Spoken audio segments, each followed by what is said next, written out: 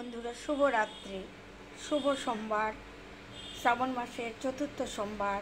সকালবেলায় বলা উচিত ছিল, যদিও ওটা আমি লিখে পোস্ট করেছি, শেয়ার করেছি, ভিডিও শেয়ার করেছি লিখে ফেসবুকে। তা এখন রসুনগুলো আমি দেখাচ্ছি। কারণটা কি? রসুনগুলো দিয়ে আমি রসুন আচার বানাবো। তাই রসুন আচার বানানোর যে রেসিপি বা পদ্ধতিটা আমি তোমাদের সামনে একটু শেয়ার করতে চলেছি। দেখতে থাকো বন্ধুরা। এই রসুনগুলোর আমি প্রত্যেকটা খোসা ছাড়িয়ে, এই রসুনগুলোর প্রত্যেকটা খোসা ছাড়িয়ে ফেলবো। খোসা বুঝতে পেরেছো তো? তোমরা তো সবাই জানো রসুনের খোসা কী করে রসুন বার করতে হবে, সবাই জানো। মোট কথা মেয়েরা সবাই জানো, ছেলেরাও জানে। তা যাই হোক, এই রসুনের সমস্ত খোসা পরিষ্কার করে বার করে জল দেবো না, জল দিয়ে আমি আগে ধুয়ে নিয়ে শুকিয়ে নিয়েছি। তারপরে এবার আমি সব খোসা ছাড়িয়ে নিয়ে একটু শুকনো শুকনো ভাব থাকবে। এবার যদি বলো ডাইরেক্ট এটা তেলে দেবো কি না, আমি একটা ছোট শিশিতে তেলে দেওয়ার ব্যবস্থা করছি। এই তেলটার মধ্যে এটা অ্যাকচুয়ালি কী বলো তো, আম তেল ছিল। আম তেল আমি তা তোমাদের দেখাতে ভুলে গেছি, ঠিক তাই নয়, দেখাবো করে দেখানো ঢিলে পড়ে যাচ্ছে।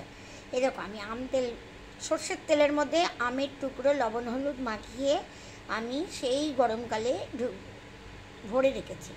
এটা তোমার শীতকাল নাগাদ বা শীতের শেষে এটা কালো হয়ে যাবে। আর এটা চিনি দিয়ে বা গুড় দিয়ে মেখে খেতে দারুণ লাগবে। যার ঝাল পছন্দ সে লঙ্কা মেখে খেতে পারো, কাঁচা লঙ্কা শুকনো লঙ্কা ভেজে যে কোনো খেতে পারো। কিন্তু আমার শুধু চিনি দিয়ে খাই, কারণ অ্যাসিড হয়ে যাবে এই ভয়ে। ভীষণ টক হতে পারে, তো চিনি দিলে অতটা টক থাকে না।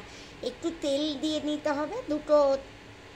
দুটো আম মেখে নিলাম, দুটো টুকরো আম মেখে নিলাম। মানুষজন পরিবারে বেশি লোক থাকলে অনেক, দুটোর জায়গায় 4টে 6টা যেরকম নিয়ে নেবে।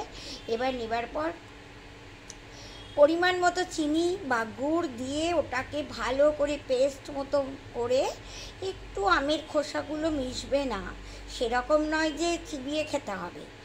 আর এই আমটা ছিল আঁঠি হওয়ার ঠিক আগের মুহূর্ত, আঁঠির কাঠটা আসেই নেই, বুঝতে পেরেছো? কাঠই নেই আঁটির কাঠটা তোমার আচারে খুব মানায়। আঁটির যে আমের যে কাঠ ভাবটা আচারে ভালো মানায়। এটা তো আম তেল, বুঝতে পেরেছো বন্ধুরা?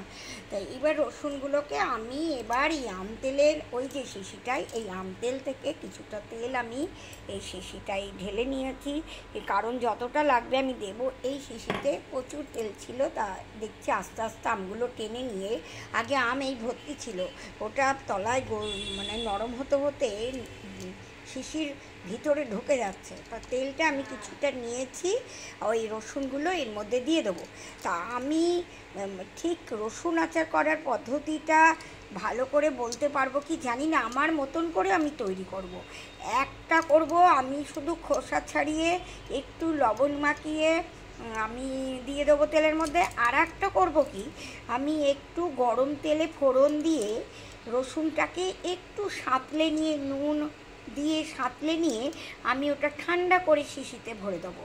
দু রকমভাবে আমি রসুন আচারটা, বা রসুন তেল বলতে পারো, রসুন তেল বলাটাই ভালো।